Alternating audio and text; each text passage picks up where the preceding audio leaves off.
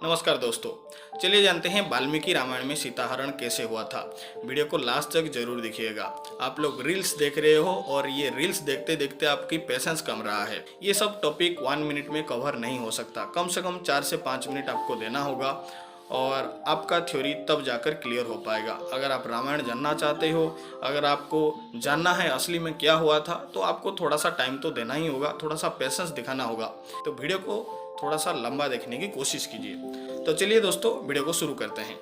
तो रावण जब शूर्पणखा से सीता जी की सौंदर्य की डिस्क्रिप्शन सुना तब वो खुद को कंट्रोल नहीं कर पाया। सीक्रेटली वो एक विमान निकाला, यानी कि अपना रथ निकाला और लंका से निकल गया। लंका से निकल के वो मारीच के घर पहुंचा। तब तक मारीच एक तपस्वी बन चुका था। तो रावण मारीच के घर पहुंच के मारीच से हेल्प मांगा, उसे एक गोल्डन डियर बनने के लिए बोला। मारीच जब सुना कि रावण सीता जी का अपहरण करना चाहता है तो अब मारीच रावण को रोकने की कोशिश किया। रावण को वो समझाने की कोशिश किया कि ऐसा मत करो, क्योंकि राम कोई साधारण मनुष्य नहीं है। राम एक दिव्य पुरुष है। मैं इससे पहले राम के साथ 2 बार मुकाबला कर चुका हूँ। पहली बार ऋषि विश्वामित्र की यज्ञ जब मारीच भग्न करना चाहता था तो अब मारीच का सामना राम के साथ हुआ था। राम उस पे तीर चलाए थे और जब वो तीर मारीच पे लगा था तो मारीच 100 योजन दूर जाकर गिरा था। और कहाँ गिरा था? वो समंदर पर जाके गिरा था। बहुत टाइम तक वहाँ पे वो बेहोश होकर पड़ा था और जब उसका आँख खुला वो लंका चला गया था अपने प्राण को बचाने के लिए।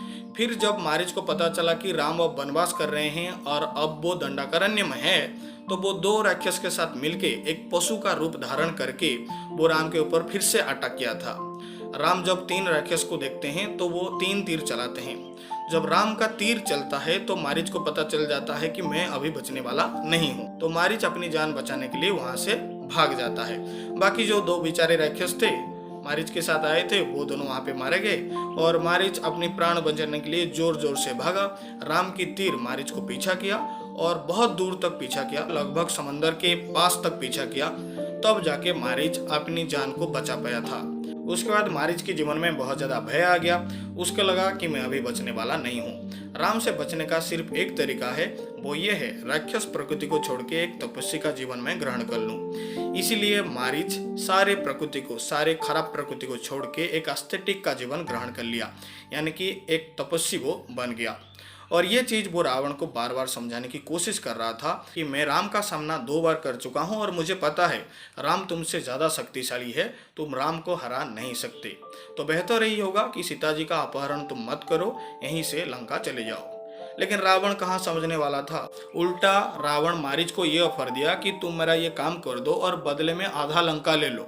इससे पता चलता है रावण सीता को लेकर कितना सीरियस था। वो आधा लंका देने को भी तैयार था, ठीक है। लेकिन मारीच वो ऑफर ठुकरा दिया, बोला नहीं भाई, मुझे माफ कर दो, मैं ये काम नहीं करूँगा और बदले में मुझे कुछ नहीं चाहिए। मैं एक तपस्वी का जीवन ग्रहण करके काफ़ी खुश हूँ, मुझे अब कोई धन नहीं चाहिए, मुझे राम से नहीं मरना है।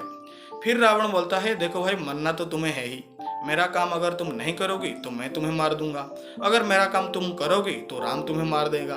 तो मरना तो तुम्हें है ही, लेकिन बाई चांस अगर राम के हाथों तुम बच गए तो आधा लंका ले लेना और खुश रहना। तो ये ऑफर तो बढ़िया है। तो चॉइस तुम्हारा है कि किस तरीके से तुम्हें मरना है, मेरे हाथों मरना है या फिर राम के हाथों मरना है। फिर मारीच बोला देखो भाई, राजा तो तुम मेरे हो, तो कम से कम तुम्हारे काम करके अगर मैं मरूंगा तो मुझे स्वर्ग प्राप्ति होगा, तो तुम्हारा काम मैं करूंगा। तो मारीच इस तरीके से राजी हो गया एक गोल्डन डियर बनने के लिए, यानी कि एक स्वर्ण मुर्ग बनने के लिए। तो मारीच फिर रावण के साथ विमान में बैठकर सीता जी की अपहरण करने के लिए जाता है। फिर वो एक स्वर्ण मृग बनता है और सीता जी की कुटिया के आसपास वो घूमता है।